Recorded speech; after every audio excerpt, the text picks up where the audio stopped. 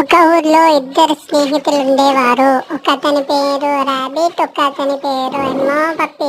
పప్పి ఒక రోజు తిరగడానికి పోతే ఎలుక ఎక్కిరిస్తుంది. అయితే ఎలుకని పట్టుకోవడానికి పరిగెత్తి రైలు కింద పడిపోతుంది. రైలు కింద రాగానే పాపం పప్పికి చాలా దెబ్బలు తాగుతాయి. చేతికి దెబ్బలు తాగుతాయి, కాళ్ళకి దెబ్బలు తాగుతాయి. ఇది చూసి రాబిట్ పరిగెత్తుకుంటూ వచ్చి పప్పిని లేపుతుంది. పప్పి ఏం చేసినా లేవ్వదు. లాస్ట్ కి వీప్ మీద ఎక్కించుకొని కొంచెం దూరం తీసుకుపోయి శుభ్రం చేస్తుంది. అయితే పప్పి నిద్రపోతుంది. నిద్రలో నుంచి లేవగానే ఇద్దరికి ఆకలి అవుతుంటది. అయితే ఇద్దరు అన్నం కోసం వెళ్తూ ఉండగా ఒక గూడు కనిపిస్తుంది.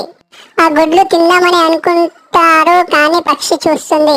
పక్షి వచ్చి రాబిట్ ని చాలా సతాయిస్తుంది. పప్పి